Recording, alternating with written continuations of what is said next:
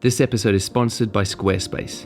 Whether you need a domain, website, or online store, make your next move with Squarespace.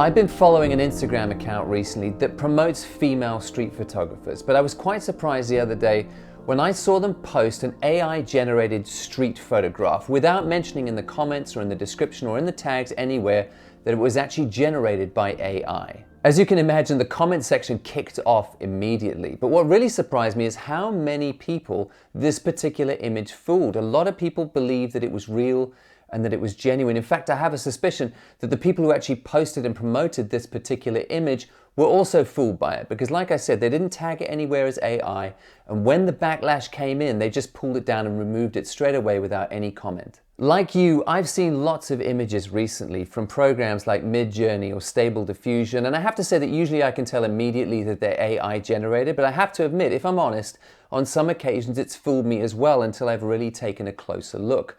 And I have to remember that AI is still in its infancy. We're right at the beginning. So that tells me that in a very short amount of time, it's going to be brilliant and it's going to be able to fool most of us into thinking that these images are actual photographs and that they're real. And that has a lot of photographers very nervous. I'd actually decided I wasn't going to address this topic, but so many of you have asked me to make some kind of comment on it, and I've seen so many other photographers online proclaiming doom and gloom for our art form, which I know gets a lot of attention, but I don't think that's either helpful or true. So hopefully in this video, we can address AI and photography in more measured terms. Now let me just say up front that I'm aware that there are issues at the moment about how AI goes around and scrapes the internet and takes images from other artists and photographers without permission and then uses those images to generate new images that it gives to other people to use for free. And that there are also going to be long-reaching implications down the road for how AI is used more generally in the spread of information or even misinformation. But I'm not going to pretend in this video that I'm some kind of expert in how AI actually works. I'm going to limit my comments to how I think the technology of AI is going to affect the art form of photography. So let's start here. I think that one of the biggest concerns people have right now is with the rise of AI, they feel that they won't be able to trust what they see anymore. How will they know in a few years if something that they're looking at is a real photograph taken by a real photographer or something that was generated in a computer? Won't people just use AI to generate fake photographs instead of hiring actual photographers down the road? Or maybe unscrupulous people will use AI to deliberately generate fake photographs to spread misinformation. Well, of course, all that is true, but I don't think that's anything new. In fact, I think it's been a very long time since we can trust the images that we get shown on a daily basis. Way back in February 1990, with the release of Photoshop version 1, photographers back then were having a similar meltdown that they're having now. They were saying things like, with the release of this technology, as people get really good at using it, how will we be able to believe what we see in images anymore? This is the death of photography. But of course it wasn't. I mean, yes, it's true that a skilled Photoshop user can, and they regularly do, fool us into thinking that something that we're looking at is real when it isn't, either by taking multiple images and combining them together in clever ways in Photoshop, or taking just an original image and manipulating it so heavily on its own with the tools available that it doesn't even resemble the original image that was taken. Landscape photographers who don't get the ideal conditions might go to work in Photoshop to do things like replace the sky or completely change the lighting in the shot using dodging and burning techniques to create a more pleasing image.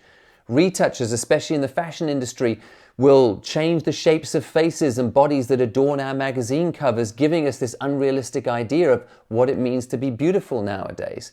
All the billboards you see driving around have been so heavily photoshopped and manipulated. It's true, in these areas sometimes we can't believe what we see. But the point is that this technology has been around now for over 30 years and we've learned to adjust, because I believe that all these advancements are self-correcting. For example, if you're a landscape photographer and you want to enter a competition, you can't do it with an image that you've heavily manipulated because it will be disqualified.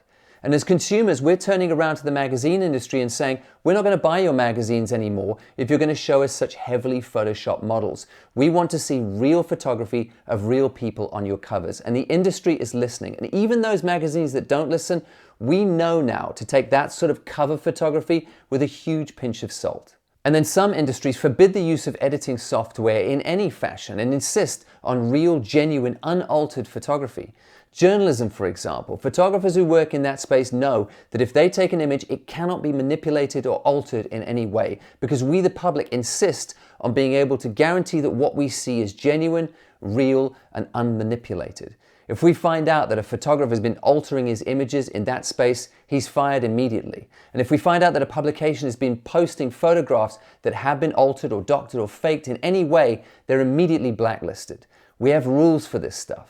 That doesn't mean to say that these new technological advances don't change things for us as photographers, because being realistic, of course they do. In fact, let me tell you a story about a time that a technological advancement completely changed the trajectory of my photography career. In around 2015, I was working as a product photographer, and I remember that one of the things I would do would be to make a point of going around and looking at the other photography that our competitors were doing, because we wanted to stay up on the trends, make sure our techniques were up to date, make sure our quality was looking good, and that we were keeping up with the standards of the industry. I used to order in a bunch of the catalogs that were out that year so I could take a look through and see what other people were doing. And I remember that year I was specifically looking at room sets and how our competitors were shooting things.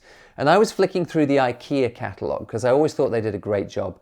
And I remember thinking, wow, they've really knocked it out of the park this year. Some beautiful imagery in here, and the lighting especially is beautiful and soft and natural. I remember thinking to myself, have they just got a ninja gaffer who really knows how to beautifully light a set in a very naturalistic way? Or are they just hiring amazing homes and then sitting around all day waiting for the perfect lighting conditions and the perfect time of day to take a single room shot?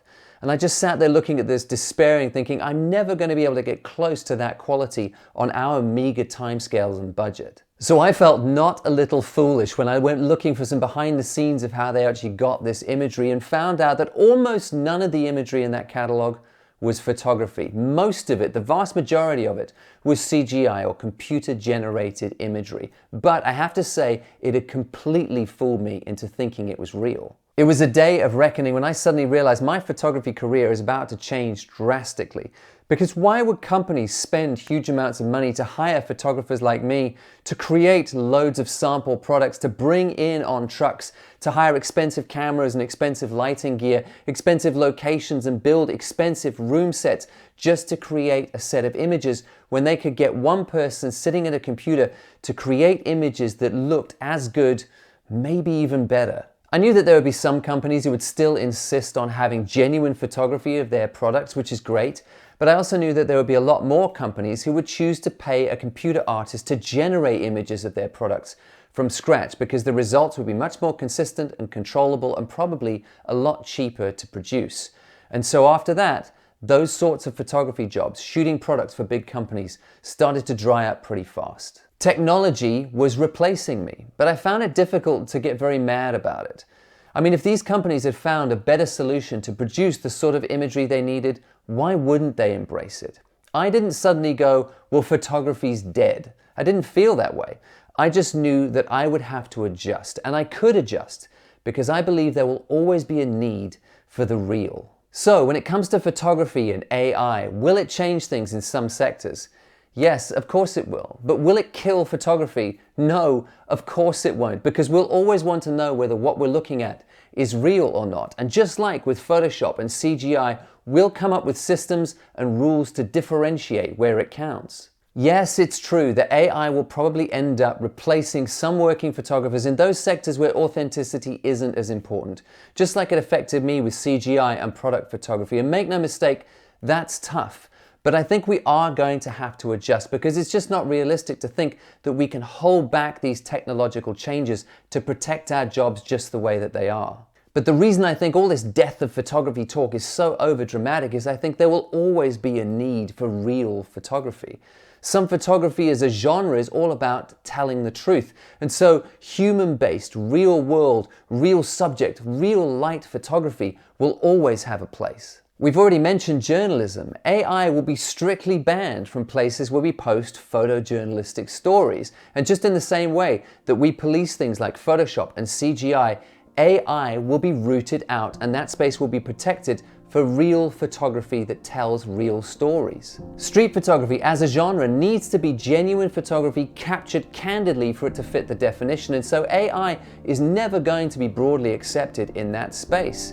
As human beings, when we look at that kind of work, we need to know it's a genuine moment of human life, or it just doesn't hold the same interest or allure for us. How it was made matters deeply. Will a few attention-seeking, less scrupulous photographers attempt to fool us with this technology and pretend that it's genuine photography? I have no doubt that that's going to happen, but we're going to catch them just like we've been catching people who use Photoshop for the last 30 years. No matter how beautiful, we won't value an AI-generated landscape in the same way as we will value a genuine photograph from a real human being who went out and stood in the elements and waited for the perfect moment when the real light was hitting our real planet in just the right way to create and capture a beautiful scene. That will always mean more to us. And nothing will replace a real portrait, especially of a loved one. If someone in your family passes away and you're given an AI-generated image of them, it might give you some good feelings and some thoughts about them, but nothing will come close to having a real portrait that you made, sitting in the same physical space as them while they were still around, capturing the light in the room that fell on both of you. AI isn't evil. It's just another technological advance like the internet or search engines. And we're going to have to adjust and work out how to use this new technology well. And we're probably going to have to put rules in place to make sure that people who want to use it for ill can't get away with it. But when it comes to photography, I believe it's alive and well, and I don't think AI threatens the important stuff about photography at all. The lesson I take from all this is to make sure that in my work it's always about the meaning and the message first, because that means that no matter what technological advance comes along, I always have the option to strip my work back to the real, to the simple, and to distill it right back down to what photography has always been, which is telling true stories and writing with light. Thanks again to Squarespace for sponsoring this episode. If you need a new website or a domain, they're a fantastic option. I've used them myself for over a decade now as my website of choice. One of the things I really like about Squarespace are their e-commerce functionalities, because as some of you will know, I sell books of my own photography, my Parable magazine, and my audiobook from my website. And when I set all that up, I was nervous about taking people's money and keeping track of orders, but it couldn't have been simpler. I just integrated my website with my Stripe account, which takes payments very, very easily, and then I can see orders coming in, I can get reports on those orders, keep track of when things are being sent out, and even send people their tracking information. It couldn't be easier. Start your free trial today at squarespace.com and go to squarespace.com/Sean Tucker to get 10% off your first purchase.